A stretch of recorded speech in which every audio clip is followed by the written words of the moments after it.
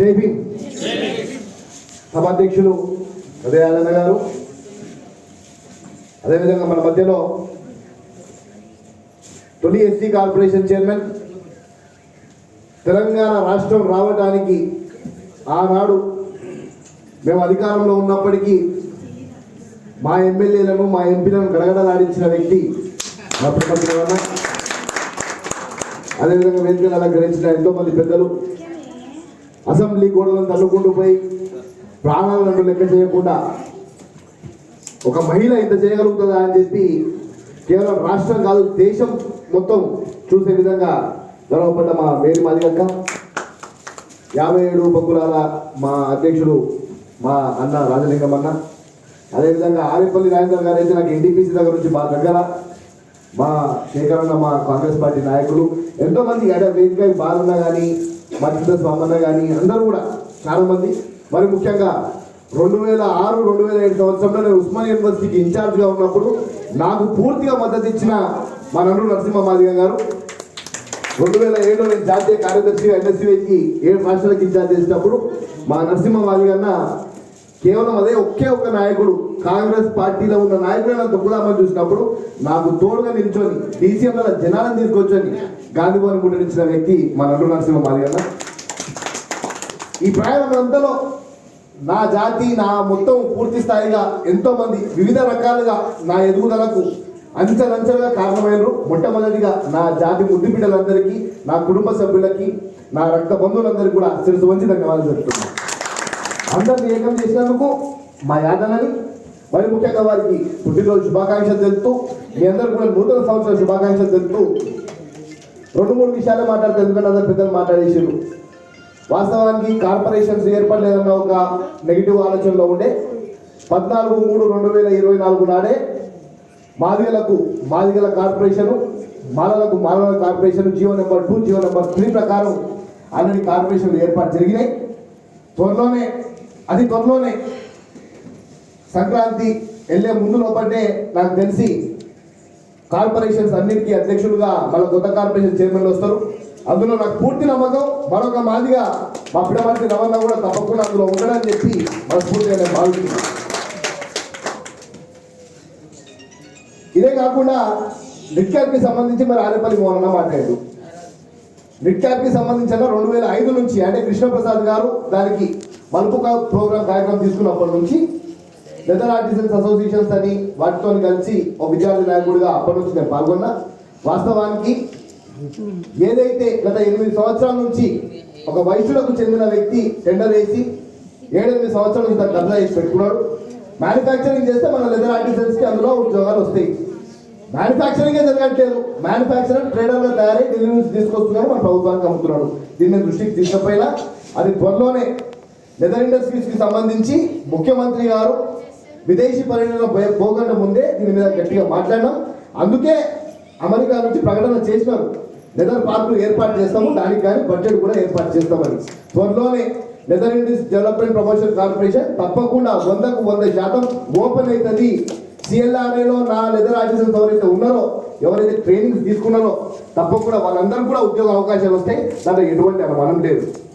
ఇదే కాకుండా గతంలో ఎస్సీలకు ఎస్సీ హాస్టల్ ఉండే, ఎస్టీలకు ఎస్సీ హాస్టల్ ఉండే, మనని తీసుకుపోయి మన హాస్టల్లో పడేసింది. కానీ దూరదృష్టితో మన ముఖ్యమంత్రి రేవంత్ రెడ్డి గారు ఎస్సీ ఎస్టీ బీసీ మైనారిటీ అందరూ ఒక దగ్గర చదువుకోవాలని 28 ఇంటిగ్రేటెడ్ స్కూల్స్ తయారు చేసి ఈరోజు వారికి శంకుస్థాపనలు జరిగినాయి. వచ్చే సంవత్సరం మన విద్యార్థులందరూ అన్ని కులాలను కలుసుకొని ఈక్వల్గా చదివే విధంగా కూడా రేవంత్ రెడ్డి గారు ఒక అడుగు ముందరికి వేసారు. తప్పకుండా మనం రేవంత్ గారిని స్వాగతించాలి, వారిని మనం తప్పకుండా సపోర్ట్ చేయాలి. వాస్తవానికి పిడమర్తి రావణ లాంటి వాళ్ళకి అయితే ఆ పార్టీ వద్ద సాగనే టికెట్ ఇవ్వాలి, టికెట్ ఇచ్చి ఆయన ముందర నడిపియాలి. కానీ పరిస్థితుల ప్రభావం ఆయనకి రాలేదు. 25 సంవత్సరాల నుంచి కాంగ్రెస్ పార్టీ విద్యార్థి దశ నుంచి పనిచేసినప్పుడు నాకు రాలేదు. కానీ అద్భుతమైన ఎమ్మెల్యేలు ఉన్నారు. మా సావల్ గారి సుపుత్రుడు ఇక్కడనే ఉన్నాడు. మా బాలవాయి నగేష్ కూడా చాలా గట్టి పోరాటం చేసిండు గతంలో.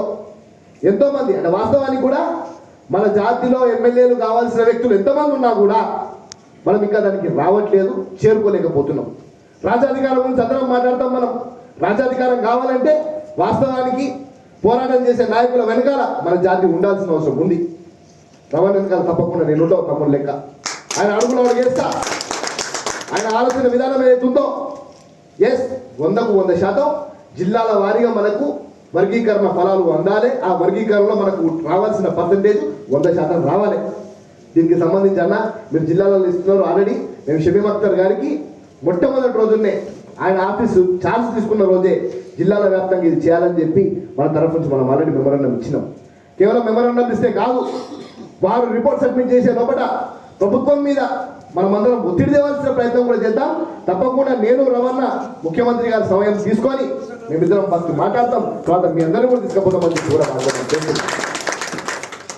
దీని తర్వాత మరి ఇంకో 2-3 ముఖ్యమైన విషయాలు. మన జాతి బాగుపడాలని అందరూ భావిస్తారు. రమణ కూడా పాపం కార్పొరేషన్ చైర్మన్ చేసాడు, కానీ కార్పొరేషన్ చైర్మన్ ఉండకుండా జాతిని ఎలా పైకి తీసుకురావాలన్న ఉద్దేశంతో జిల్లాల టూర్లు చేసిండు. వాస్తవానికి మనం ఆర్థికంగా ఎదుగుతే తప్ప మనం ఇక ఈ జాతి పైకి తెచ్చే ప్రయత్నం మనం చేయలేము. ఆర్థికంగా మీ అందరినీ పైకి తీసుకురావడానికి తప్పకుండా కార్పొరేషన్ చైర్మన్గా అతి త్వరలోనే లోన్లను ప్రకటించబోతున్నాం. తప్పకుండా నా దళితులను ఆర్థికంగా పైకి తీసుకురావడానికి మరొకసారి త్వరలోనే ఒక యాప్ రూపొందించి, యాప్ మొత్తం పూర్తి స్థాయిగా రెడీ అయిపోయింది. 50 సంవత్సరాల SC corporation golden jubilee celebration జరపబోతున్నాం. అందులో ముఖ్యమంత్రి గారితో మాట తీసుకున్న 3,000 కోట్ల రూపాయలు తప్పకుండా ఇస్తా అని చెప్పి మొట్టమొదటిగా కార్పొరేషన్కి ఇచ్చిన తర్వాత వెంటనే మీ అందరికి కూడా లోన్స్ ఇచ్చే బాధ్యత తీసుకుంటా. ఇప్పటికే వివిధ జిల్లాలలో డైరీ స్కీమ్కి సంబంధించి 2 పనుల స్కీమ్ ఆల్రెడీ స్టార్ట్ చేసేసిన. మెల్లమెల్లగా పూర్తి స్థాయిగా బడ్జెట్ లేనప్పటికీ కూడా చాలా కష్టంగా మన వాళ్ళని ఏదో విధంగా ఆర్థికంగా పైకి తీసుకురావడానికి ప్రయత్నం చేస్తున్నా. నేను కాంగ్రెస్ వాడిలో వేరే విధంగా చూడకండి. కాంగ్రెస్ వాడి కంటే ముందు నేను ఒక అంబేద్కర్ మీ అందరి తమ్ముడిని, మీ అందరి అన్నని, మీ తోబుట్టుని గుర్తుపెట్టుకొని ఏ సమస్య ఉన్నా తప్పకుండా ముఖ్యమంత్రి గారి దృష్టికి తీసుకెళ్లే ప్రయత్నం చేస్తా. మీ అందరూ కూడా తప్పకుండా మాలాంటి యువ నాయకులను ప్రోత్సహించాల్సిన అవసరం ఉంది. జాతి ఎప్పుడు పిలిచినా, ఎప్పుడు రమ్మన్నా తప్పకుండా నేను, మా బిడమర్తి రవణ అందరం కూడా తప్పకుండా వస్తాం. అది ప్రభుత్వానికి వ్యతిరేకంగా ఉన్నా కూడా వచ్చి వారితో గలం కలిపి ముఖ్యమంత్రి గారిని తీసుకెళ్లి మాట్లాడగలుగుతామని చెప్పి ఈ సందర్భంగా తెలియజేస్తున్నాను. మరొకసారి మా యాదన్న పెట్టిన ఈ అద్భుతమైన కార్యక్రమం, ఈ డైరీలో గతంలో కూడా నాకు 2024 డైరీ కూడా నాకు ఇచ్చారు. రెగ్యులర్ డైరీ అనుకున్నా, కానీ డైరీ ఓపెన్ చేయగానే అన్ని జియోలు ఉన్నాయి. ఆ జియోలను చదివిన తర్వాత నాకు చాలా అవగాహన వచ్చింది. నిజంగా కూడా వెరీ యూస్ఫుల్, అద్భుతమైన డైరీ అన్న. తప్పకుండా నీ డైరీనే నేను ఇప్పటికి కూడా పట్టుకొని తిరుగుతున్నా. 2025 డైరీ కూడా నా సంఘాలు పెట్టుకొని తిరుగుతున్నా. తప్పకుండా తిరుగుతా. దాంట్లో ఉన్న ఇన్ఫర్మేషన్ నీకేముందో తప్పకుండా తీస్తా. ఈ ఎస్సీ సబ్ప్లాన్కి సంబంధించి కూడా ఈ సంవత్సరం నిధులు వాస్తవానికి కూడా మొత్తం రుణమాఫీకి సంబంధించి మిగతా వాటికి డైవర్ట్ అయినాయి కాబట్టి ఈ సంవత్సరం ఆలస్యమైంది. కానీ వచ్చే సంవత్సరం తప్పకుండా ఎస్సీ సబ్ప్లాన్ నిధులు డైవర్ట్ కాకుండా ఉండడానికి తప్పకుండా మా రవాణాను మొదలు పెడితే నేను వెనక నుంచి నిల్చొని తప్పకుండా పోరాడతా. అందులో ఎటువంటి అనుమానం లేదు. ఎస్సీ సబ్ప్లాన్ నిధులు డైవర్ట్ కాకుండా మనకు ఫలాలు దక్కే విధంగా పూర్తి స్థాయి ప్రయత్నం చేద్దాం. నాకు పూర్తి నమ్మకం ఉంది రేవంత్ రెడ్డి గారి నాయకత్వం మీద. మన గ్లోబల్ మాదిగా డే జరిగింది. గ్లోబల్ మాదిగా డేకి రేవంత్ రెడ్డి గారు ముఖ్య అతిథిగా వచ్చి ఆ వేదిక మీద నుంచి తను మాట్లాడిన మాటలు నిజంగా కూడా మాదిగ జాతికి చాలా గర్వకారణంగా భావించాలని చెప్పి కూడా మీ అందరికీ తెలియజేస్తున్నాం. చాలా స్పష్టంగా చెప్పారు, మన సోదరులు చాలా బలవంతులు, కానీ వాళ్ళు ఆ బలవంతులు మనం పాస్ చేసిన తర్వాత, బిల్లు పాస్ చేసిన తర్వాత కోట్లలో వేసి బ్రేకులు పడకుండా ఉండడానికి, మీ అందరికి ఉపశమనం కల్పించడానికి కొంచెం సమయం పడుతుంది. కానీ ఎట్టి పరిస్థితులలో వర్గీకరణ చేస్తా అని గ్లోబల్ మాదిగా డేలో ప్రకటన చేసిండు మన ముఖ్యమంత్రి గారు.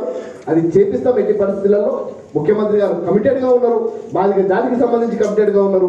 అది తొందరలోనే నాకు తెలిసి మాదిగల నుంచి ఒక మంత్రిని కూడా ఏర్పాటు చేయడానికి కూడా ముఖ్యమంత్రి రేవంత్ రెడ్డి గారు నిర్ణయం తీసుకున్నట్టు తెలిసింది. తప్పకుండా త్వరలోనే అన్ని మంచి న్యూస్ వస్తాయి. 2025 చరిత్రలో లిఖించబడుతుంది.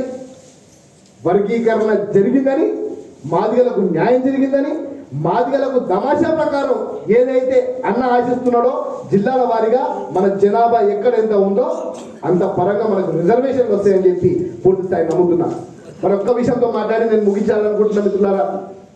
మరి ఒక దిక్కు మనం మన రిజర్వేషన్ల గురించి పోరాటాలు చేస్తున్నాం. మనం పూర్తి స్థాయిగా ఈరోజు మనము బట్టలు వేసుకున్నా, నిల్చున్నా, ఏదున్నా మన బాబాసాహెబ్ అంబేద్కర్ రాజ్యాంగం రాసినందుకే. కానీ కుట్ర చాలా పెద్ద ఎత్తున జరుగుతుంది. రాజ్యాంగాన్ని రద్దు చేసే కుట్ర జరుగుతుంది. దీనికి మనం కరెక్ట్గా మనం ఆలోచిస్తే రాబోయే తరుణాలు ఏవైతే ఉన్నాయో ఆలోచిస్తేనే భయం వేసే ప్రయత్నం చేస్తుంది. బీజేపీ అడుగులు పూర్తి స్థాయిగా మన పెద్దలని ముందర పెట్టుకొని వారితోనే మనందరినీ కాల్చే ప్రయత్నం కూడా చేస్తుంది. దీన్ని కూడా మనం అందరం గమనించాల్సిన అవసరం ఉంది. ఈరోజు వాస్తవానికి కూడా రాజ్యాంగాన్ని పూర్తిగా మార్చడానికి ఈరోజు వన్ నేషన్ వన్ ఎలక్షన్ అని పెట్టి కూడా కొన్ని విధాలుగా పూర్తి స్థాయిగా దీన్ని తొక్కేసే ప్రయత్నం కూడా చేస్తుంది. మనం రాజ్యాంగాన్ని రక్షించుకునే ప్రయత్నం కూడా చేయాలి. రాజ్యాంగమే లేకపోతే ఈరోజు మనకి రిజర్వేషన్లు ఎక్కడ అవసరపడతాయి? ఉద్యోగాలలో అవసరపడతాయి, విద్యలో అవసరపడతాయి. అడ్డగోలుగా మన తెలంగాణ రాష్ట్రంలోనే అరోరా యూనివర్సిటీ అని, మల్లారెడ్డి యూనివర్సిటీ అని చెప్పుకుంటా పోతే అడ్డగోలుగా యూనివర్సిటీలు ఇచ్చి ఏ యూనివర్సిటీలో కూడా మన ఎస్సీలకు రిజర్వేషన్ లేదు. రవాణా దీని మీద కూడా నువ్వు తప్పకుండా వాయిస్ లేపాలి. ప్రైవేట్ యూనివర్సిటీలు అయినా ఏ యూనివర్సిటీలు అయినా తప్పకుండా మనకి రిజర్వేషన్ తీయాల్సిందే. లేకపోతే మన యూనివర్సిటీ బదిలీ చేసేలాగా మనం పోరాటం చేయాల్సిన అవసరం. ఇక చూసుకుంటే ఉద్యోగాలు తెలవకుండా, మీకు తెలవకుండా, నాకు తెలవకుండా సాప కింద నీళ్ళు లెక్క అటు బిహెచ్ఎల్ కూడా ప్రైవేటైజ్ చేసే ప్రయత్నం చేస్తున్నారంట. ఇప్పటికే రైల్వే స్టేషన్లు, రైల్వే ప్లాట్ఫామ్ల దగ్గర నుంచి మొదలు పెడితే అన్ని ప్రైవేట్ సంస్థలకు, ఎల్ఐసి దగ్గర నుంచి మొదలు పెడితే, బిఎస్ఎన్ఎల్ దగ్గర నుంచి మొదలు పెడితే మనము ఎక్కడైతే ఉద్యోగాలు తెచ్చుకోవాలో రిజర్వేషన్ ఫలాలను అనుభవించి పూర్తి స్థాయిగా వాటిని ప్రైవేటీకరణ చేస్తున్నాం. ప్రైవేటీకరణ చేసిన తర్వాత మనకు ఉద్యోగాలు ఉండవు. రాను రాను మనం రిజర్వేషన్ల గురించి పోరాడుతున్నాం, కానీ పనిచేయడానికి ప్రభుత్వ సంస్థలే లేకపోతే మనం ఎక్కడ పని చేసుకుంటాం? రిజర్వేషన్ ఎక్కడ వస్తాయని చెప్పి కూడా మనం ఒకసారి ఆలోచించాల్సిన అవసరం ఉంది. కేంద్ర ప్రభుత్వం చాలా ఘోరంగా ఆలోచిస్తుంది. మనందరినీ ప్రతిష్టగా చేయడానికి, మన దేశాన్ని కాపాడే పోర్టులన్నింటినీ కూడా ఆదానీలకు, అంబానీలకు కట్టబడుతుంది. ఈరోజు ఆదానీ పోర్టులో 30,000 కిలోల గంజా ఈరోజు పట్టబడేది. ఏ దేశం నుంచి వచ్చింది రానా అంటే ఇప్పటికి కూడా బయట చెప్పరు. మన యువకులను చెడిపేసే ప్రయత్నం చేస్తున్నారు. అందుకే రేవంత్ రెడ్డి గారు ఒక్కడే నిల్చుడు డ్రగ్స్ ఫ్రీ స్టేట్ గా నిల్చొని ఈరోజు డ్రగ్ టెస్ట్ చేపిస్తున్నాడు. హీరోలను కూడా వదిలిపెట్టట్లేదు, ఎవరు వదిలిపెట్టట్లేదు. మనం వీటన్నింటిని గమనించి తప్పకుండా మన ప్రభుత్వ సంస్థలు ఏవైతే ఉన్నాయో ఆనాటివన్నీ కూడా కాంగ్రెస్ పార్టీ ఏర్పాటు చేసింది, వాటిని కాపాడుకునే ప్రయత్నం కూడా మీరందరూ చేయాలి.